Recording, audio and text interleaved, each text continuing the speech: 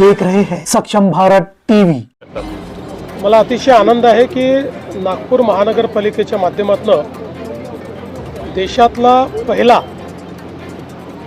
Dry डायजेशनच्या माध्यमातून CBG चा plant या ठिकाणी जवळपास तयार झालेला आहे।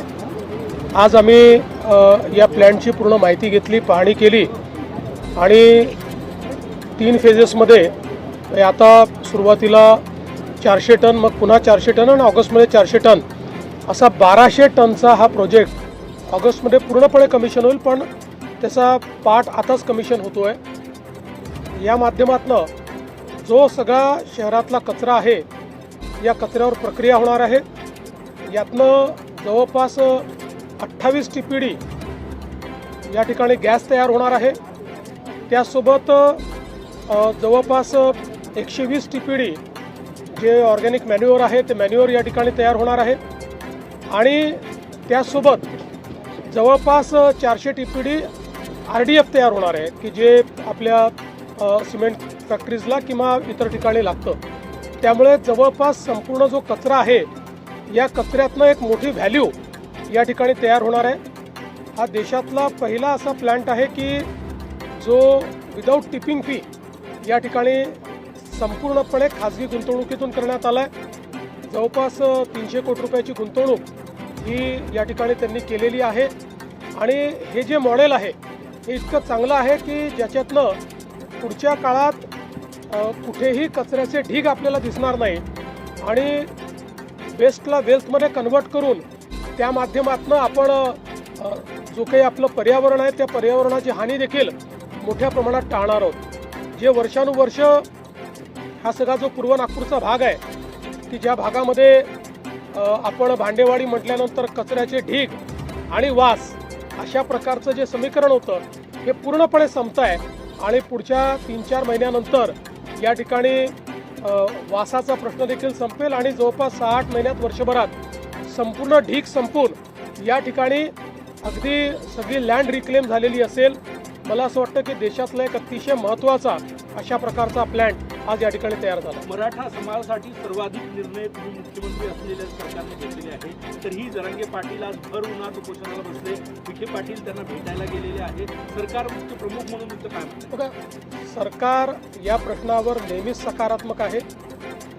सरकारने वारंवार निर्णय घेतला, प्रत्येक वेळी जेव्हा अडचण आली त्यावेळी सरकारने निर्णय घेतलेला आहे आणि या संदर्भात मी एवढंच सांगेन की सरकारची भूमिका पारदर्शक आहे, सरकारची भूमिका सकारात्मक आहे आणि ती भूमिका आम्ही सातत्याने मांडतो आहे आणि यापुढेही सरकारची भूमिका ही सकारात्मकच असेल।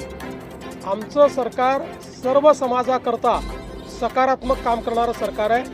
आम्ही समाजांना एकमेकापुढे आणून भांडण करत नाही, सगळ्यांचं भलं कसं होईल हा प्रयत्न करतो आणि विशेषतः मराठा समाजाच्या संदर्भात मी पुन्हा एकदा सांगतो, जेवढे निर्णय मी घेतले आणि शिंदे साहेबांनी घेतले एवढे इतिहासात कधी झाले नाहीत आणि पुढेही आम्ही मराठा समाजाच्या हिताचे निर्णय घेतच राहू। फक्त हे निर्णय घेत असताना देशाचं संविधान, देशाचे हायकोर्ट आणि सुप्रीम कोर्ट यांनी दिलेले निर्देश याचं मात्र पालन करावं लागेल। त्या निर्देशांचा अवलंब न करता जर एखादा निर्णय घेतला तर त्यातनं केवळ प्रसिद्धी मिळेल पण तो निर्णय टिकणार नाही।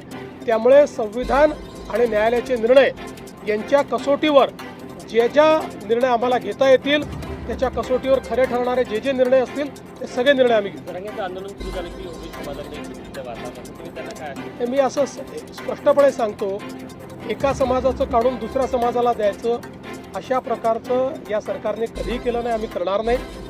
ओबीसी समाजालाही घाबरण्याची आवश्यकता नाही।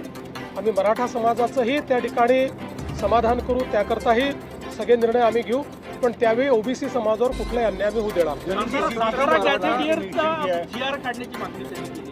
नाही। त्या संदर्भात आता चर्चा चाललेली आहे, एवढ्या डिटेलमध्ये मी बोलणार नाही। मी पुन्हा एकदा सांगतो, न्यायालय, कायदा आणि संविधान याच्या चौकटीत बसून कुठलाही निर्णय घ्यायला आम्ही तयार आहोत। मराठा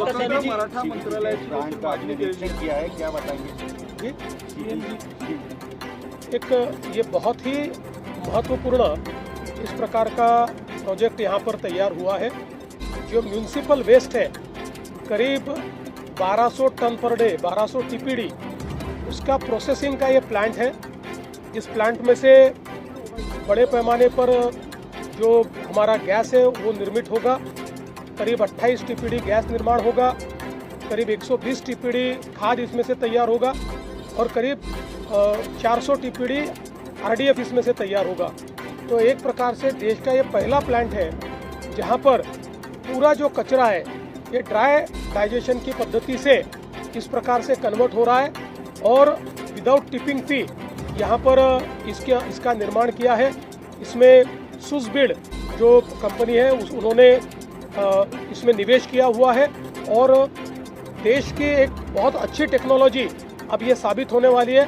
मैं ऐसा मानता हूँ कि ये पूरे क्षमता से चलने के बाद पूरे देश में यही टेक्नोलॉजी का उपयोग लोग करेंगे। पेट्रोल डीजल के बाद अब सीएनजी के भी रेट बढ़ गए हैं, 2 रुपये बढ़े हैं मुंबई में। देखिए, हम सभी लोग जानते हैं कि दुनिया में ऊर्जा का संकट है, विशेष रूप से फ्यूल का संकट ये सब जगह है।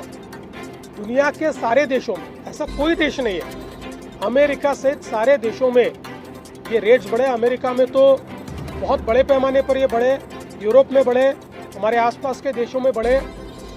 अगर हमको सप्लाई चेन मेंटेन करनी है तो हम लोगों को ज़्यादा पैसा पे करना पड़ेगा। जैसे ही मुझे लगता है कि ये सारा क्राइसिस खत्म होगा तो प्राइसेस स्टेबलाइज होगा। महाराष्ट्रामध्ये पाऊस कमी पडणार आहे